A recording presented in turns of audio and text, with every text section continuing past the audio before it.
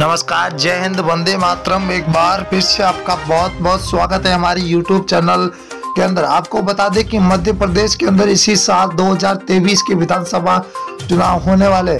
आपको इससे पहले आपको यह भी बता दें कि मध्य प्रदेश के अंदर अब की बार चुनावी माहौल अब की बार बनता हुआ दिखाई दे रहा है। तो 230 सीटों का अगर बात करें हम, तो अब की बार मध्य प्रदेश के अंदर कमलनाथ और ज्योतिरादित्य सिंधिया के बीच कड़ी टक्कर देखने को मिल सकती है। तो वही अगर क्या एक तरफा किसी की जीत होगी या फिर बनेगी गठबंधन के साथ सरकार। आपको बता दें कि चुनाव से पहले सी वोटर सर्वे और फलोदी सट्टा बाजार ने मध्य प्रदेश का सबसे बड़ा ओपिनियन पोल जारी कर दिया। अब मध्य प्रदेश का ओपिनियन पोल 230 सीटों का सबसे बड़ा सर्वे जारी हो चुका। चुनाव से पहले हर एक सीट के बारे में आपको बताएंगे, बने रहे हमारे साथ वीडियो को। बात करें तो भीड़ जिला है जहां पर कुल 5 सीट है, जहां बीजेपी को 2, कांग्रेस को 3, तो यहाँ पर बीएसपी 0 पर है और अन्य के खाते में 0 सीट जाती हुई दिखाई दे रही है।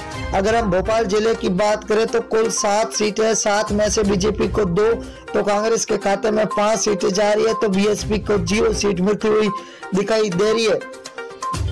धार जिला की बात करें तो धार जिले के अंदर कुल 7 सीटें, 7 में से बीजेपी को 4, कांग्रेस को 3 और बीएसपी को यहाँ पर 0 सीट मिलती हुई दिखाई दे रही है।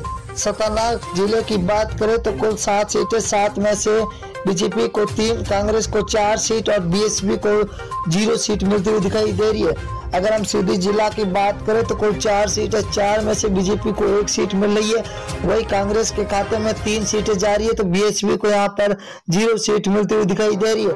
अगला जिला है सिवनी जिला, जहाँ पर कुल 4 सीटें, बीजेपी को 2, कांग्रेस के खाते में 2, तो यहाँ पर बीएसपी को 0 सीट मिलती हुई दिखाई दे रही है। अगले जिले की बात करें तो बड़वानी जिला है, जहाँ पर कुल 4 सीटें, 4 में से बीजेपी के खाते में 1 सीट जाती हुई दिखाई दे रही है, तो कांग्रेस को 3 सीट, वही बीएसपी के खाते में 1 सीट जा रही है, तो अन्य के खाते में 0 सीट मिलती हुई दिखाई दे रही है। अगर हम सागर जिले की बात करें तो 8 सीट है, जहां पर बीजेपी को 3, तो कांग्रेस के खाते में 5 सीट जा रही है, तो बीएसपी को यहाँ पर 0 सीट पर संतोष होना पड़ रहा है। अगला जिला है शिवपुरी जिला, जहाँ पर कुल 5 सीटें, 5 में से बीजेपी को 4 सीटें मिल रही है, तो कांग्रेस के खाते में 3 सीट, वही बीएसपी को यहाँ पर 0 सीट मिल रही है, तो अन्य के खाते में भी 0 सीट।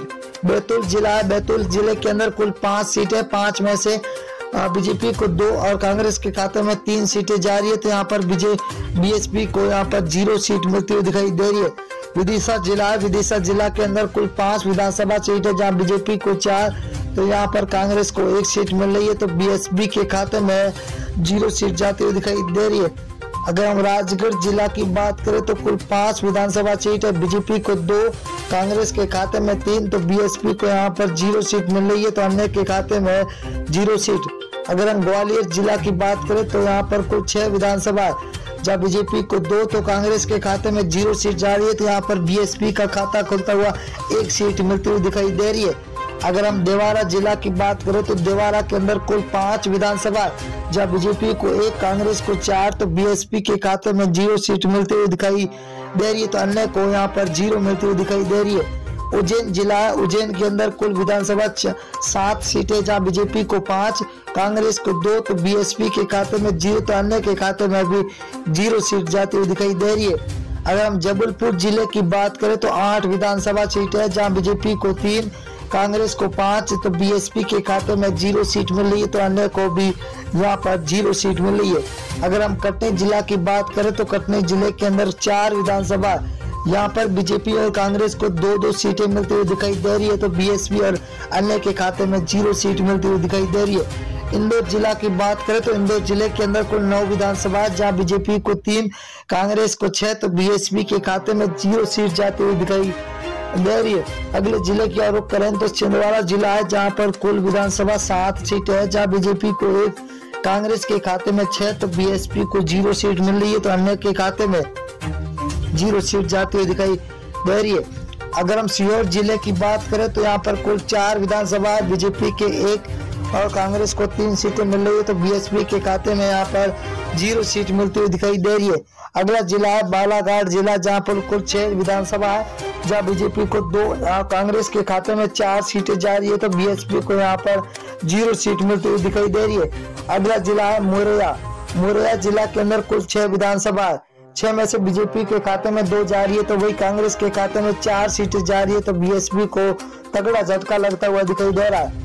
अगर हम बात करें अगले जिले की और दोस्तों, तो बहुत ही बड़ा जिला आ चुका है, सततपुर है। सततपुर के अंदर 6 विधानसभा है, बीजेपी को 2, कांग्रेस को 4, तो बीएसपी को 0 सीट। रायसेन जिला है जहां पर कुल 4 विधानसभा है, बीजेपी को 1, कांग्रेस को 3, तो बीएसपी यहां पर 1 पर है। तो अन्य के खाते में भी